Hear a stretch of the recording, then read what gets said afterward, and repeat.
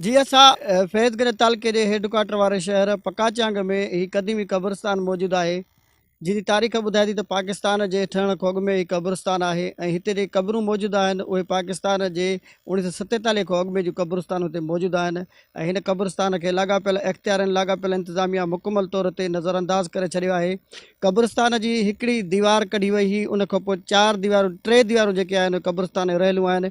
जेकॾहिं को माल अचे थो त पोइ हिते क़ब्रस्तान में अचे थो ऐं क़बरूं जेके आहिनि विसारल लॻियूं आहिनि ऐं हिते झंगली जेके रोलू कुता आहिनि उन्हनि जे बि हिते आस्थाना ठाहे छॾिया आहिनि ऐं जेके शहर जा मवाली आहिनि उन्हनि जा बि हिते आस्थाना आहिनि। मुख़्तलिफ़ हंधनि ते क़बरुनि जे मथां वेही उहे मुख़्तलिफ़ नशा कनि था, पर लाॻापियल इख़्तियारनि लाॻापियल इंतिज़ामिया हिन क़ब्रस्तान खे बचाइण लाइ के बि उपाउ न वरिता आहिनि ऐं हिते क़ब्रस्तान जी सार संभालण लाइ बि केरु मुक़ररु न आहे।